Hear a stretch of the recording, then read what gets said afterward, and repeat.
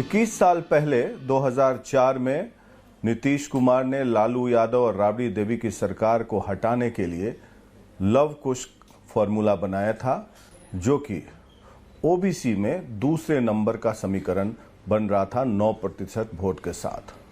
Love यानी नीतीश कुमार खुद और कुश यानी कुशवाहा, और वैसे कुशवाहा समुदाय से नेता उपेंद्र कुशवाहा जी हमारे साथ मौजूद हैं।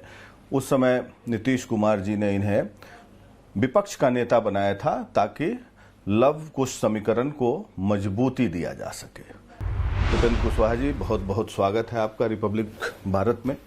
हम शुरुआत करते हैं हाल फिलहाल के सवाल से, इस लव कुश समीकरण पर भी आएंगे। पिछले साल लोकसभा चुनाव हुआ, आप चुनाव हार गए, बहुत सारी बातें आई कि साजिश हुई आपके साथ, आप लोकप्रिय नेता हैं अपने समुदाय के। पवन सिंह खड़ा हुए, हाल फिलहाल में एक तस्वीर देखी, पवन सिंह आपसे गला मिल रहे हैं, पैर छू के आशीर्वाद ले रहे हैं। क्या माना जाए कि बीजेपी ने आपको समझा बुझाकर अपनी पार्टी में फिर से ज्वाइन कराया है उनको? नहीं, समझाने बुझाने जैसा कोई मामला नहीं है। भारतीय जनता पार्टी का विषय है, किसी को भी अपने दल में शामिल कराए, उससे हमको समझाने बुझाने की कोई बात उससे संबंधित होती नहीं है। जहाँ तक लोकसभा चुनाव का मामला था, तो लोकसभा चुनाव में जो कुछ भी हुआ उसको लेकर कोई मेरी शिकायत पूरी भारतीय जनता पार्टी से या इवन पवन सिंह जी से हो रही हो, ऐसा बिल्कुल नहीं है। पवन सिंह जी क्या, कोई भी व्यक्ति, हिंदुस्तान के संविधान के हिसाब से स्वतंत्रता है सबकी कि कहीं से भी इंडिपेंडेंट चुनाव लड़ना चाहता है तो लड़ सकता है। तो पवन सिंह जी चुनाव लड़ गए, उसमें क्या दिक्कत थी? उसमें कोई दिक्कत नहीं थी। भारतीय जनता पार्टी ने भी पूरी मजबूती से कोशिश की कि हम चुनाव वहाँ जीतें। हमारे प्रधानमंत्री जी वहाँ आए, उन्होंने सभा की, गृह मंत्री जी आए, उन्होंने सभा की, हर तरह से कोशिश हुई। इसलिए हम किसी पार्टी को हमने कभी ब्लेम भी नहीं किया इस बात को लेकर।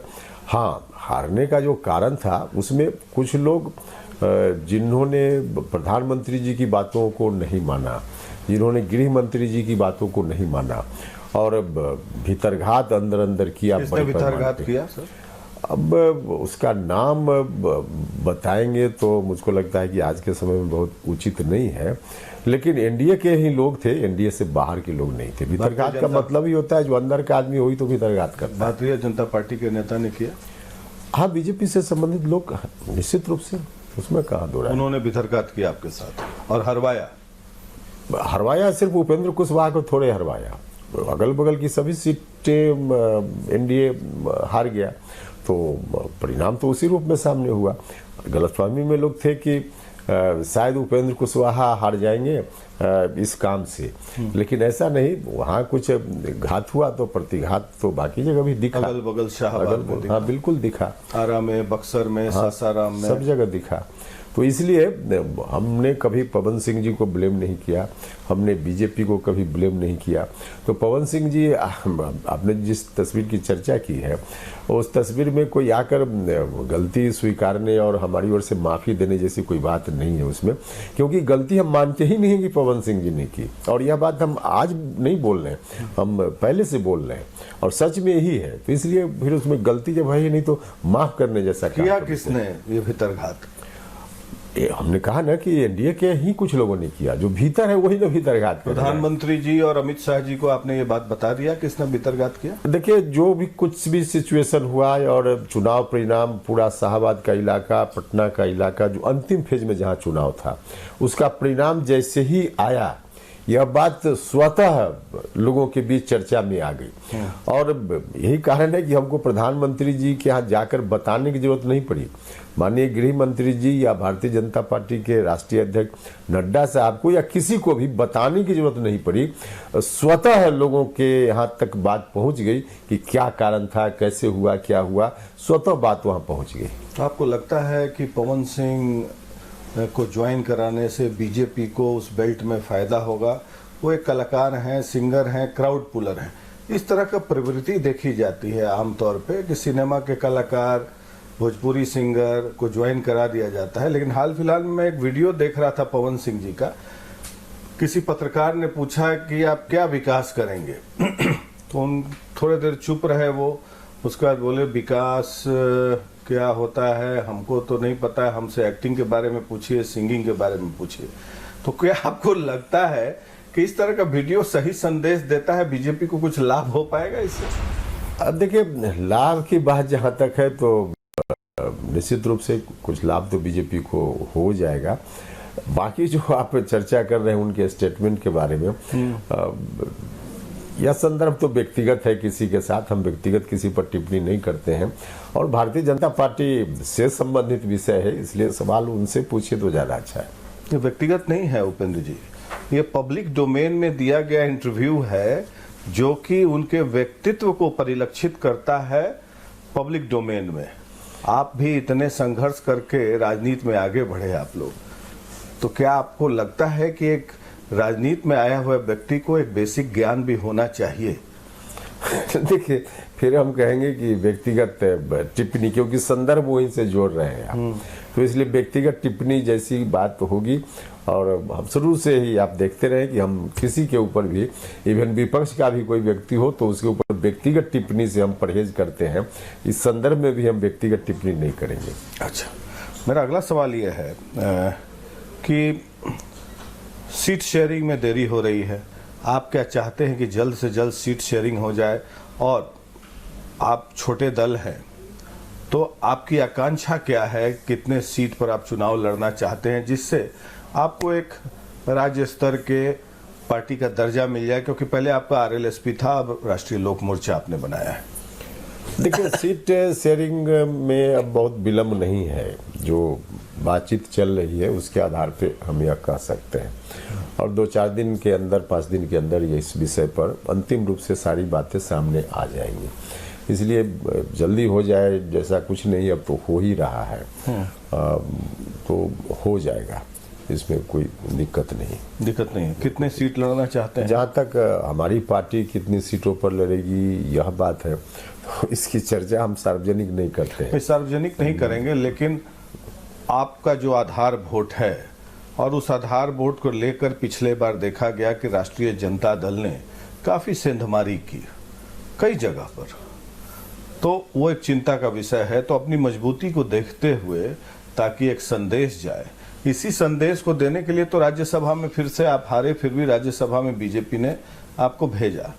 तो आपको क्या लगता है कि एक रेस्पेक्टेबल नंबर क्या होगा? नहीं, देखिए, यह जिस बात की आप चर्चा कर रहे हैं कि आरजेडी ने क्या स्ट्रेटजी अपनाई और आगे इसी से जुड़ता है कि आगे क्या स्ट्रेटजी अपनाएगा आरजेडी, तो स्वाभाविक रूप से यह एक पक्ष है, एक पॉइंट है जिस पर न सिर्फ हमारी पार्टी को बल्कि पूरे एनडीए को सोचना है और जो भी रणनीति हम लोग बना रहे हैं उसमें इन तमाम चीज़ों का ख्याल रख भी रहे हैं। तो स्वाभाविक रूप से इसका ख्याल रखना है, तो कैसे आरजेडी की इस स्ट्रेटजी को हम एड्रेस कर पाए, उनको रोक पाए, यह तो पूरे एनडीए का विषय है।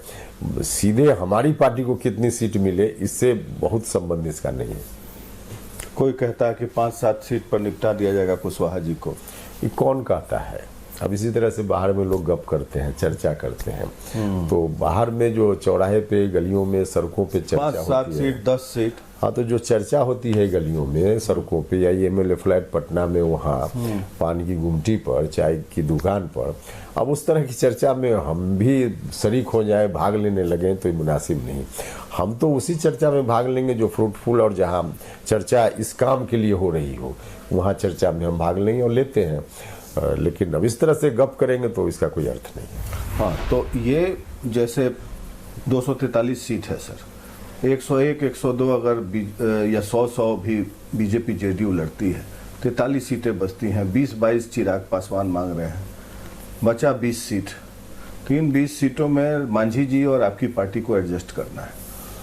नहीं, ये तो एक सामान्य तौर पे जो खबरों में बात चलती है या वही फिर चौक चौराहे पे बात चलती है, उसके आधार पे एक अनुमान, एक आकलन की बात लोग करते हैं। भारतीय जनता पार्टी हो और जेडीयू हो, दोनों क्योंकि बड़ी पार्टी है इस गठबंधन में, तो दोनों को थोड़ी उदारता का परिचय तो देना पड़ेगा, निश्चित रूप से उदारता का परिचय देना पड़ेगा।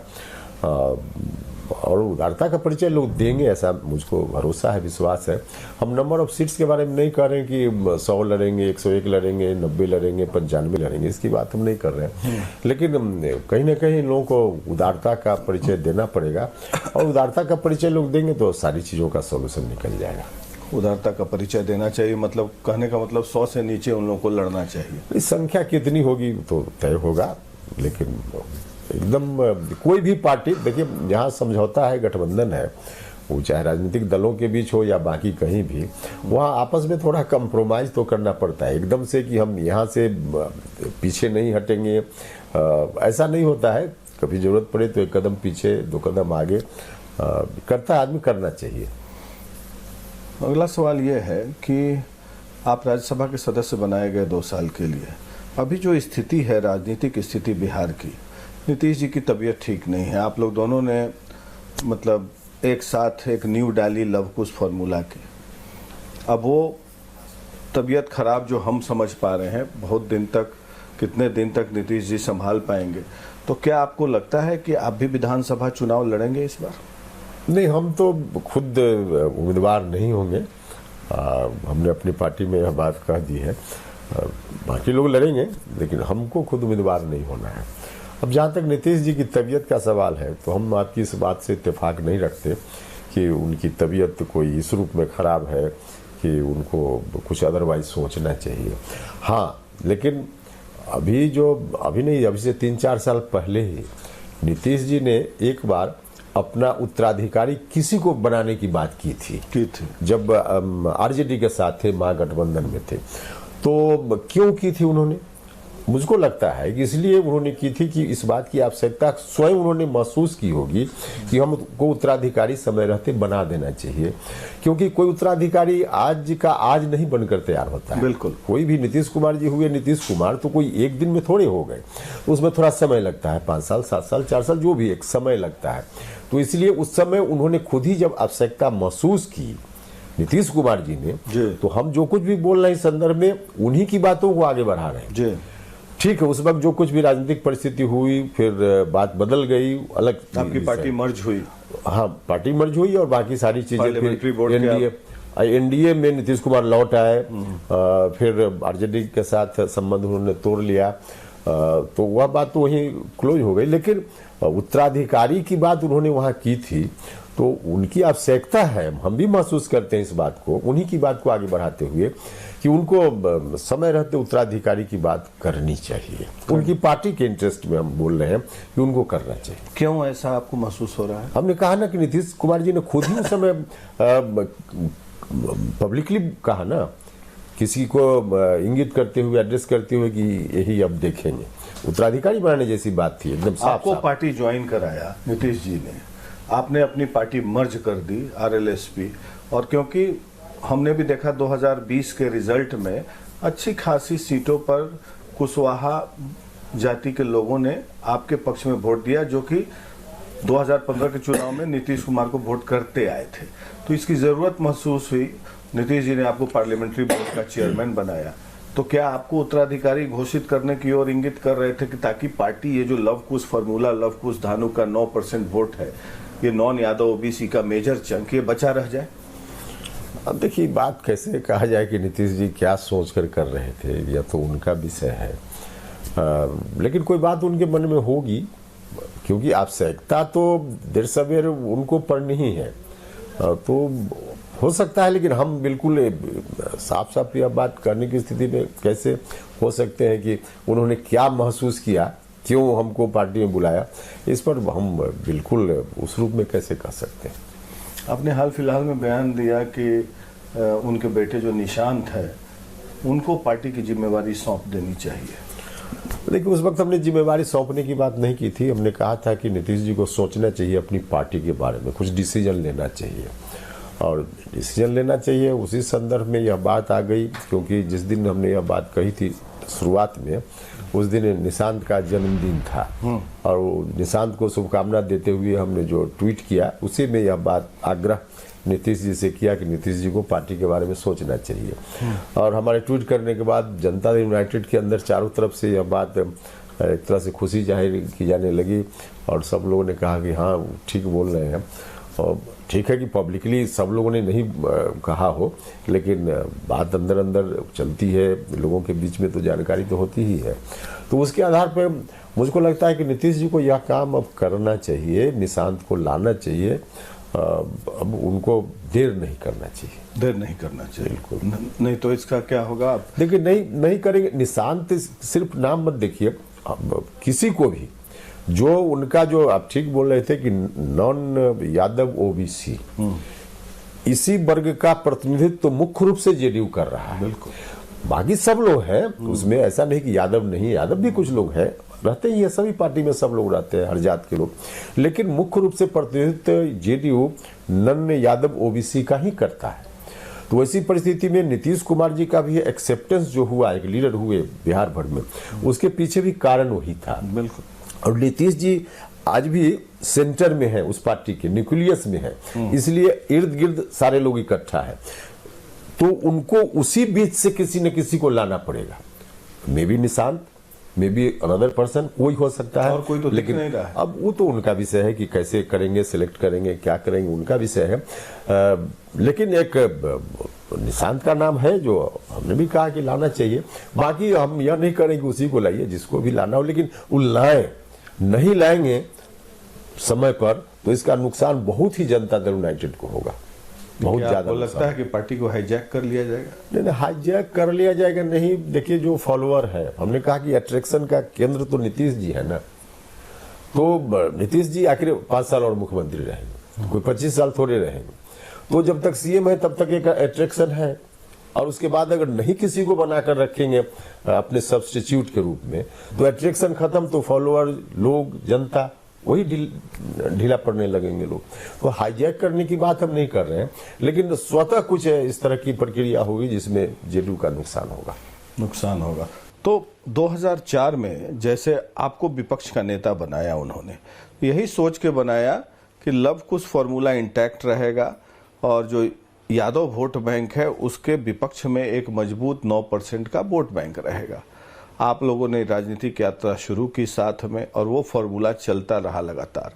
अब वो फॉर्मूला जो है, क्योंकि नीतीश जी के इर्द गिर्द अब कोई वैसा व्यक्ति दिखाई नहीं दे रहा है। बगल में ललन सिंह जी हैं, अशोक चौधरी जी हैं, विजय चौधरी जी हैं, संजय झा जी हैं।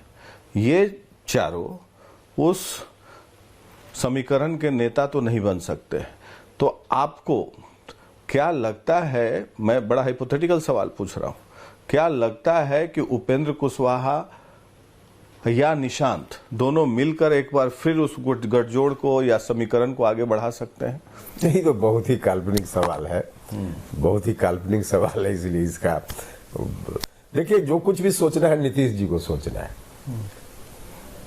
अब बाकी किसी को नहीं। तो नीतीश जी को सोचना है, उनको सोचने दीजिए ना, क्यों अलग से राय हम लोग देने जाए, उनको सोचने दीजिए। जरूर जेडीयू के लिए बेहतर सोचेंगे, इतनी हम उनसे उम्मीद करते हैं बस। आपकी हाल फिलहाल में कुछ बात हुई है, राजनीतिक बात इस तरह की? नहीं, मुलाकात होते रहती है, बात होती रहती है, तो मुख्य रूप से राजनीतिक बात इस तरह की नहीं। अभी तो चुनाव है सामने, बस सीधे चुनाव है, बिहार असेंबली इलेक्शन, तो इसके संदर्भ में बातचीत हुई है हाल के दिनों में। तो आपको क्या लगता है कि अगर फैसला में देरी करेंगे तो ये जो नॉन यादव ओबीसी या ईबीसी का फॉलोइंग है उस वोट का बिखराव हो जाएगा? अभी तो नहीं, लेकिन बाद में चलकर ऐसी स्थिति बन सकती है, बाद में चलकर ऐसी स्थिति बन सकती है। इसलिए हम बार बार नीतीश जी से आग्रह कर रहे हैं, इसके पीछे भी कारण नहीं है। सोच लेंगे नीतीश जी ठीक से समय पर तो रह जाएगा, नहीं सोचेंगे तो फिर लोग क्या करेंगे, निश्चित रूप से ऐसी स्थिति। तो इसकी पहल आप क्यों नहीं करते हैं उपेंद्र जी? नहीं, पार्टी उनकी है, हम तो पहल का मतलब कि जितना हम कर सकते हैं हम तो बोल ही रहे हैं, आग्रह कर रहे हैं उनसे, पब्लिकली आग्रह कर रहे हैं, एक बार नहीं अनेक बार आप लोगों के माध्यम से कर रहे हैं। और हम ही नहीं आग्रह कर रहे हैं, अब तो जेडीयू के अंदर एक बड़ी संख्या है लोगों की, सब लोग मिलकर कर रहे हैं, लेकिन अब ध्यान तो उनको देना है, डिसीजन तो उनको लेना है। आपको एक वाकया बताता हूँ। हाल फिलहाल में जेडीयू ऑफिस पे जो बहुत पुराने स्टाफ है जो बैठते हैं, डेस्परेट कॉल किया जब आपने मांग किया निशांत को आगे बढ़ाने के लिए कि ये पार्टी अब खत्म हो रही है, इसको बचाना जरूरी है। बिल्कुल ठीक बात है, बिल्कुल ठीक बात है। ऐसे फोन कॉल आपको भी आते हैं जेडीयू से? कई लोगों से बातचीत होते रहती है, और हमने तो बीच में कहा भी था, जब ट्वीट किया हमने तो आपके जैसे साथियों ने, मित्रों ने जब सवाल किया तो हमने कहा भी कि देखिए जो कुछ भी हमने अपने ट्वीट में कहा है कोई सिर्फ मेरे मन की बात नहीं है, निश्चित रूप से मेरे मन की भी बात है, लेकिन जनता दल यूनाइटेड के जो हजारों लोग हैं उनके मन की भावना को हमने अपना शब्द दिया है, तो चाहते ही है जेडीयू के अंदर लोग। सही बात है। अब थोड़ा तीखा सवाल पूछते हैं कि कई लोगों के मन में ये संशय और शंका है कि चुनाव के बाद बीजेपी जेडीयू को हाईजैक कर लेगी। नहीं, देखिए इस तरह की शंका नहीं करनी चाहिए।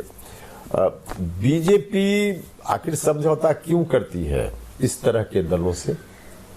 समझौता करती है कि सभी दल का अपना अपना फॉलोइंग है, और उसमें कोई एक दल चाहे कि बाकी को समाप्त करके सबको हम समेट लें तो ये संभव नहीं हो पाएगा। ये व्यवहारिक चीज हम बोल रहे हैं। अगर समेटने की कोशिश होगी, बाकी जो दल है समाप्त हो जाए, तो फिर उसमें से बहुत सारे लोग आरजेडी की ओर भी चले जाएंगे। तो इसलिए भारतीय जनता पार्टी इस तरह की बात सोच भी नहीं सकती है कि खत्म करके हम अकेले हो जाए तो सारे लोग हमारे साथ आ जाएंगे। नहीं हो सकता ना। अब जेडीयू नीतीश बीजेपी से नाता तोड़ ले तो बीजेपी के जो समर्थक हैं वो नीतीश जी के साथ खोल थोड़े आ जाएंगे, नहीं आएंगे ना लोग। तो इसलिए सबका अपना अपना रोल है, सबकी अपनी अपनी भूमिका है, सबका अपना अपना महत्व है। अभी पिछले हफ्ते मैंने तेजस्वी यादव का इंटरव्यू किया था, तो उन्होंने कहा कि अब जेडीयू नीतीश जी नहीं चला रहे हैं, अब बीजेपी दिल्ली से चला रही है, और कुछ नेता लोग जो हैं बीजेपी के एजेंट के रूप में काम कर रहे हैं, और नीतीश जी अचेत अवस्था में हैं। नहीं, तो उस परिस्थिति में तो जेडीयू का खात्मा तय है। नहीं, चुनाव यह के बाद कहना कि नीतीश जी अचेत अवस्था में है बिल्कुल गलत है।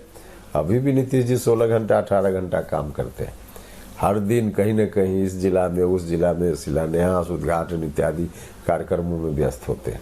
तो अचेत कह देना ये तो एक तरह से कहिए। प्रशांत किशोर जो नए जन सुराज के नेता हैं वो कहते हैं कि नीतीश जी की जांच होनी चाहिए, मेडिकल बुलेटिन जारी होना चाहिए। अब देखिए वो क्या कहते हैं उनका विषय है, लेकिन कोई भी अगर यह कहता है कि नीतीश जी अचेत है या अस्वस्थ है, इसके चलते वो काम नहीं कर पा रहे हैं, यह पूरे तौर पे गलत है। हाल फिलहाल में प्रशांत किशोर ने आरोप लगाया एनडीए के 3-4 नेताओं पर, जिसमें सम्राट चौधरी जी हैं, पढ़ाई लिखाई को लेकर सवाल उठाया है, और कुछ अन्य केसेस का भी हवाला दिया है, अशोक चौधरी जी पर, दिलीप जायसवाल पर। आप इसे किस रूप में लेते हैं? क्या आपको लगता है कि वो इस्तीफे की मांग कर रहे हैं? अब देखिए इस पर तो जिन्होंने आरोप लगाया, जिनके ऊपर आरोप लगा, उन दोनों के बीच का मामला है। तो कोई भी सवाल जो जिन्होंने आरोप लगाया उनसे पूछा जाए या जिनके ऊपर आरोप लगा है उनसे पूछा जाए, इसमें हमारी क्या टिप्पणी? क्या इस्तीफा देना चाहिए उन लोगों को? नहीं नहीं, उनका विषय है, इसमें हम कोई राय नहीं देंगे। प्रशांत किशोर भी इन लोग एनडीए वाले नेता कह रहे हैं कि सेल कंपनी के जरिए पैसा इन्फ्यूज कर रहे हैं मार्केट में, या पॉलिटिकल एक्टिविटीज के लिए इस्तेमाल कर रहे हैं। क्या आपको कुछ शंका है इस तरह की? नहीं, देखिए हम कैसे किसी के बारे में सर्टिफिकेट दे दें कि कोई व्यक्ति है, कोई भी व्यक्ति हो, पॉलिटिकल एरिया का या बाहर का, इस सेक्टर का उस सेक्टर का, जिसके बारे में हम कुछ जानते नहीं है, तो हम सर्टिफिकेट कैसे दे दें कि वह व्यक्ति किस तरह से पैसा ला रहा है, कहाँ से ला रहा है? हम सर्टिफिकेट नहीं दे सकते, किसी को नहीं दे सकते। बहुत दिन बाद ये इनफैक्ट पिछले लोकसभा और इस विधानसभा चुनाव में देखा जाएगा कि लालू यादव, रामविलास पासवान, सुशील मोदी और नीतीश जी की भी स्वास्थ्य ठीक नहीं है। इस तरह के प्लेयर्स जो हैं, जो राजनीतिक शिखर पर पहुंचे, ये विधानसभा चुनाव में बहुत एक्टिव नहीं दिखेंगे। और जो नए प्लेयर आए हैं, तेजस्वी यादव, चिराग पासवान, प्रशांत किशोर, मुकेश सहनी, उस जनरेशन के कमोबेश, थोड़ा उम्र कम है आपका उन लोगों से, तो आप बचे हुए हैं जो पारंपरिक राजनीति करके आप आए हैं। तो नए पौधे को आप लोग किस रूप में देखते हैं? अब कुछ चीज़ों का डिसीजन जनता के ऊपर छोड़ दीजिए, समय बताएगा, जनता खुद तय करेगी, तो उनके ऊपर छोड़ दीजिए। इसमें अभी हम सीधे किसी के ऊपर टिप्पणी करें, इसकी क्या ज़रूरत है। अभी तो सीधे हम लोग जनता की अदालत में जाने ही वाले हैं, तो जनता फैसला करेगी। हाँ, थोड़ा वक्त होता कि अभी चुनाव देर है, जनता का फैसला अभी आए, इसका कोई मौका नहीं है, तब इस तरह की बात में हम चर्चा करते हैं। लेकिन अब तो सीधे एक तरह से कही कि कोर्ट सज गया है, मामला कोर्ट में है, जनता के कोर्ट में, तो जनता को फैसला सुनाने दीजिए। ये हमने सुना है कि जैसे मध्य प्रदेश में केंद्रीय नेताओं को चुनाव लड़ाया था, भारतीय जनता पार्टी ने मंत्रियों को लड़ाया था, इस बार भी ऐसी प्लानिंग चल रही है कि कई मंत्री भी चुनाव लड़ सकते हैं। इसी कड़ी में मैंने आपसे पूछा कि क्या आप भी चुनाव लड़ रहे हैं इस बार? देखिए, इस तरह की कोई खबर हमको नहीं है कि कोई मंत्री लोग, केंद्रीय मंत्री चुनाव लड़ेंगे, ऐसी कोई चर्चा हमने नहीं सुनी है। लेकिन कोई भी पार्टी लड़ाना चाहे तो उसमें क्या दिक्कत है, लड़ा सकती है। लड़ सकती, आप नहीं लड़ेंगे? लेकिन नहीं, हम तो नहीं लड़ेंगे।